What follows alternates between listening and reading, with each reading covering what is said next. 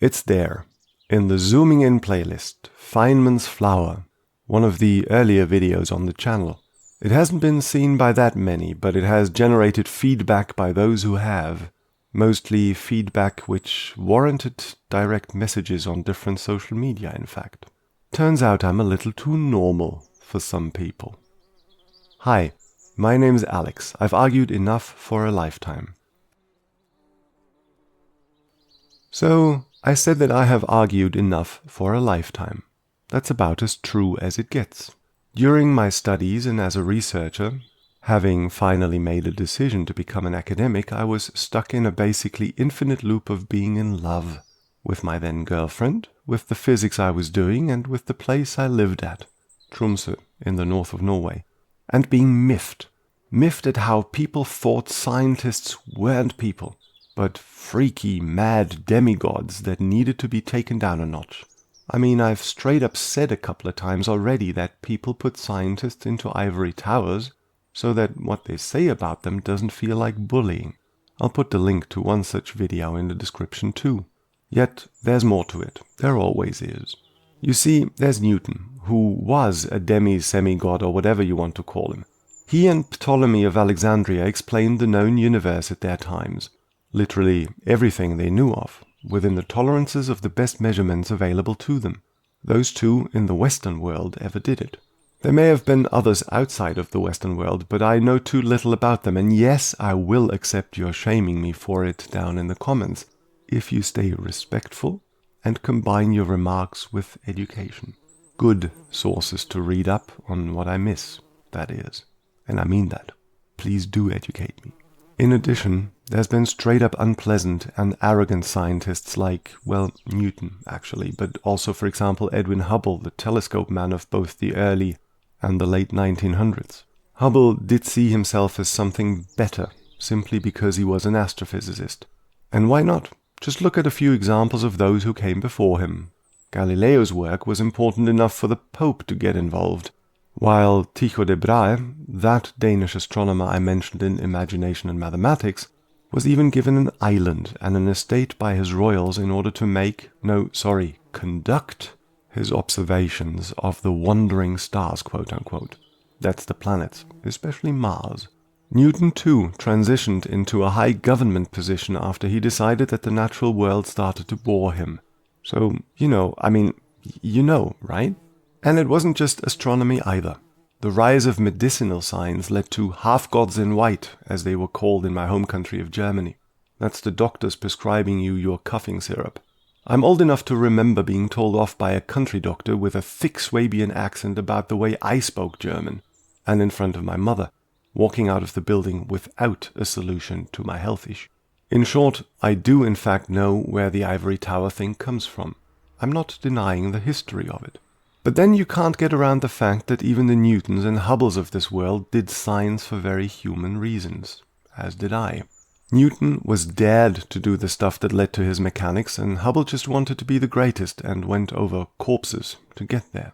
I'm not really on that line of motivation. For me, it's curiosity and the sheer weirdness of it all that keeps tickling my fancy, but what I'm saying is that whether positive, negative, or none or both, the reasons to do science are always personal. And that means that scientific investigation is a very human endeavor. Allow yourself to understand this, and you will understand science. So yeah, the sober scientist. It is, as I mentioned in the shorter piece, in fact an excruciatingly weird concept to me. 'Cause I am one myself, a scientist, I mean. And I know how much I have to force myself to not feel but think when it comes to science. I lived science for a long time. I still do, I think, even though I earn my living in a different way now. And I know for a fact that very few scientists are as sober as you'd think. Wait, what? What did I just say now? Oh, Newton, yes. Just take Newton again. When asked to describe his work, he had this to say: "If I have seen further, it is by standing on the shoulders of giants." He said that in 1675. And then he became an alchemist and a banker of sorts. You see, he too was a human with weird thoughts and everything. Alchemists are many things. Sober, they are not. Go back to that quote. It's attributed to him, and we know that he was driven by ego and personal ambition. However, for all that, he still knew that science is an incremental process of collaboration. Ironically, if that is the right word, his mechanics is one of the few exceptions to that rule, a breakthrough which was a tad more than simply incremental.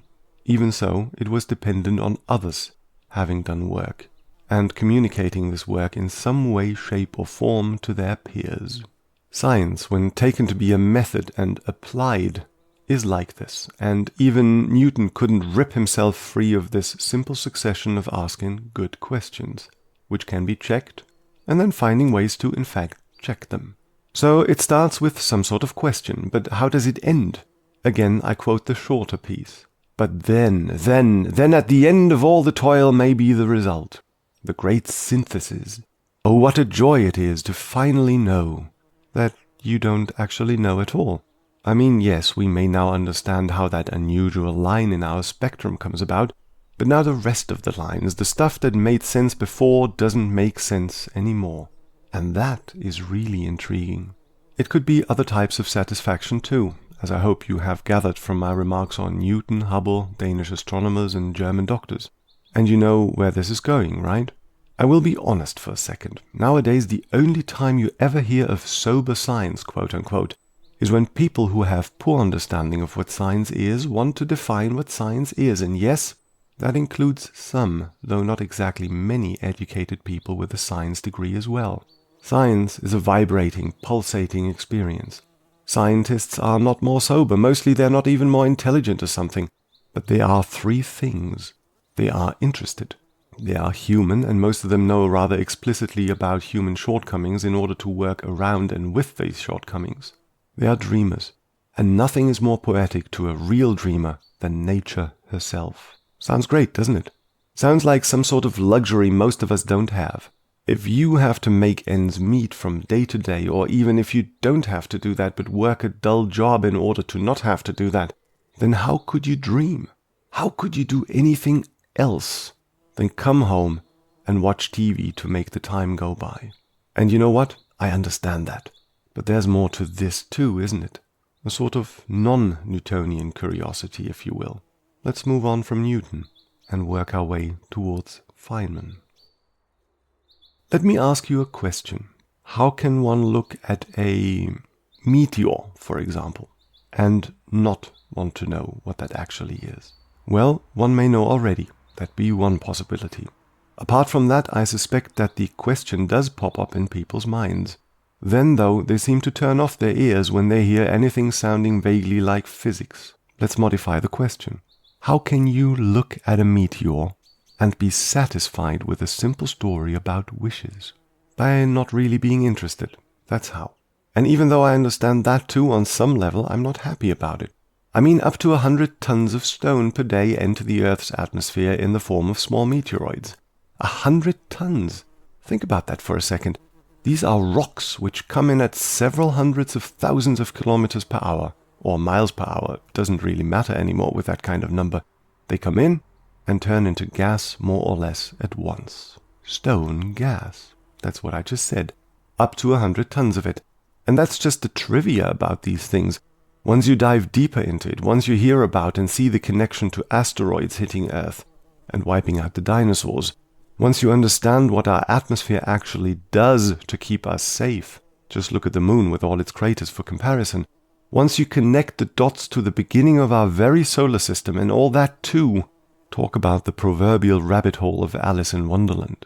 Start with the meteors and get lost in the universe. Yeah, sober science and whatnot.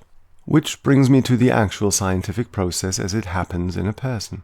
It may differ in detail and from person to person, but there is an underlying sameness to a lot of science procedure. Again, it always starts out with something human, say something that stirs one's curiosity. That may be an unusual line in an absorption spectrum or something of that nature, but whatever it is, it appeals to your feelings, it makes you wonder, it makes you curious. It motivates you to start digging and finding out more. Here's an example. Imagine finding that unusual line in your spectrum while observing a bright star that hadn't been there just a couple of days ago. Back in the day, telescopes all around the world would zoom in and the scientists operating them would get all WTF. Today the telescopes would still zoom in and the scientists get all giddy, but now that is because we know what that star is. You will too in a second if you don't already. So let's go back in time, like this is unknown stuff to you. Here's that line.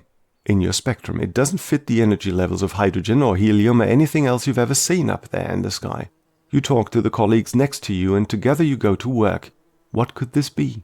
When you find that it is most likely evidence for, uranium, you go through all the emotions. Well, yeah, you say uranium's got to come from somewhere, but, something isn't quite right, you think, and you think some more. Check some of the calculations made by others. The whole thing doesn't leave your thoughts for some time. Years later then, you and your colleagues have established the idea of supernovae creating heavy elements.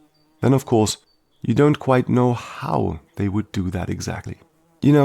I'm quite sure this is not how it actually happened, and if uranium is the wrong example for whatever reason, don't kill me, because I'm just as sure that there isn't a scientist in the world who hasn't had that sort of experience about something.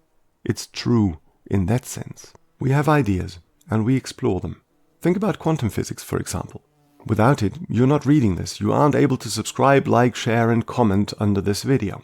We're lighting candles at night. And before that becomes too romantic for you, please keep in mind that modern medicine uses tools that wouldn't exist either. You know what I want to say, right? Quantum physics. Historically, there were 3 strands of development, I think.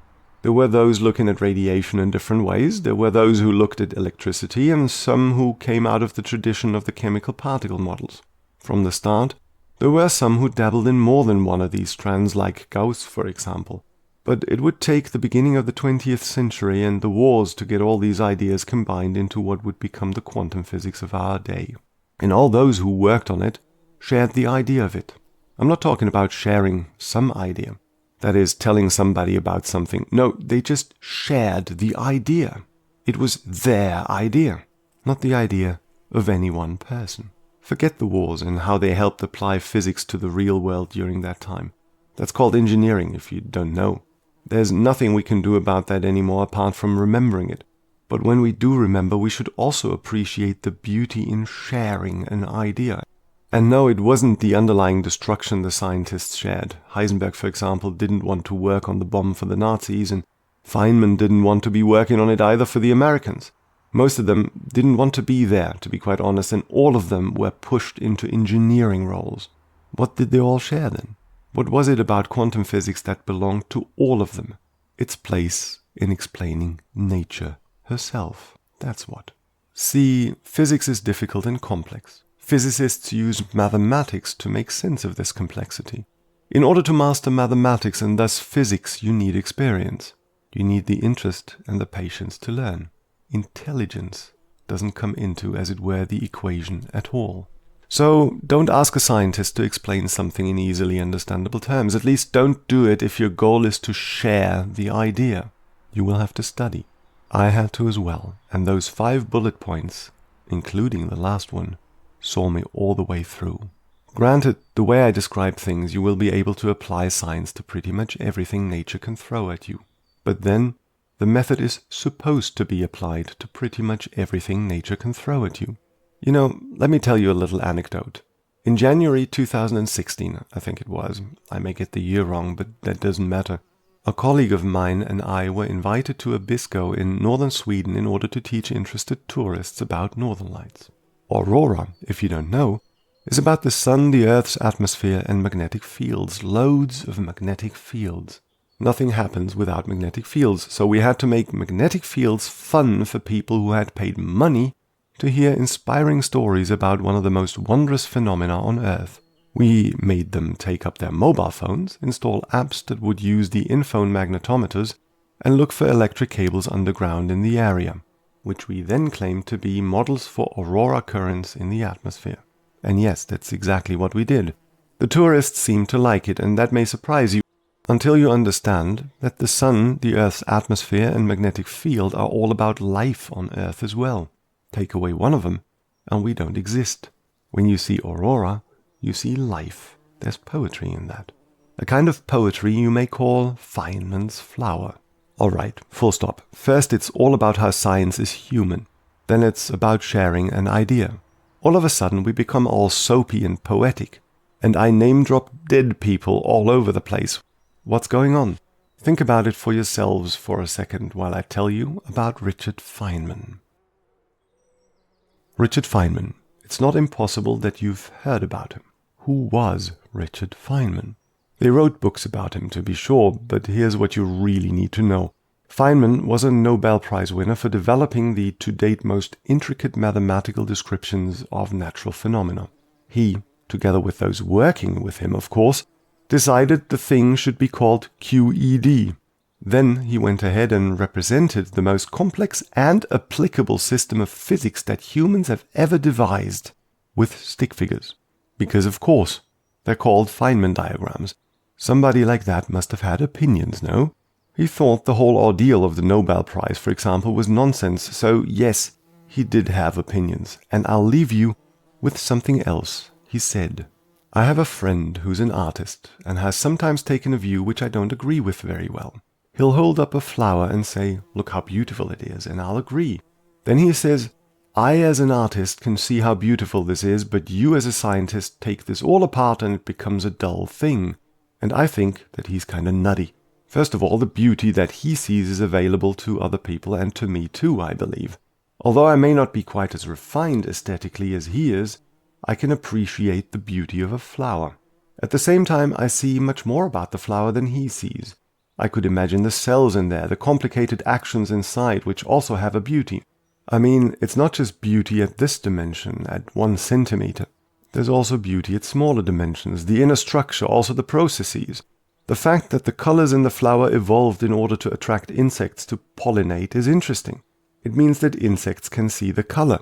It adds a question. Does this aesthetic sense also exist in the lower forms? Why is it aesthetic? All kinds of interesting questions which the science knowledge only adds to the excitement, the mystery and the awe of a flower. It only adds. I don't understand how it subtracts. Let me know what you think down in the comments, or share to let your friends know. Oh, and you could watch one more video, or you could go back to doing what you didn't want to do in the first place, right?